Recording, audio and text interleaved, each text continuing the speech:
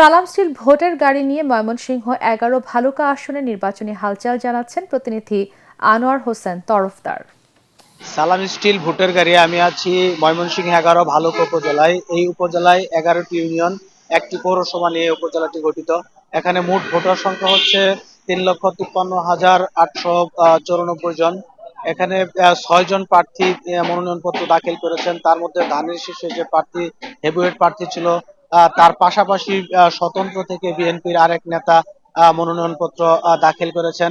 আগে জামাত এবং বিএনপির মধ্যে লড়াইটি হওয়ার কথা ছিল, কিন্তু স্বতন্ত্র প্রার্থী বিএনপি থেকে আরেকজন মনোনয়নপত্র দাখিল হয়। এখন ভোটারদের মধ্যে চলছে চুলচারা বিশ্লেষণ। ভূমিকম্প সহনীয় মোস্ট ডিউরেবল দেশের প্রথম থার্মেক্স রড সালাম স্টিল। সালাম স্টিল বোঝে ডিউরেবিলিটি। সালাম স্টিল মোস্ট ডিউরেবল স্টিল।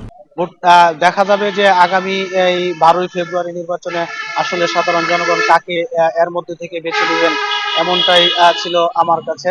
সালাম স্টিল ভোটের গাড়ি, সর্বশেষ ভালুকা থেকে।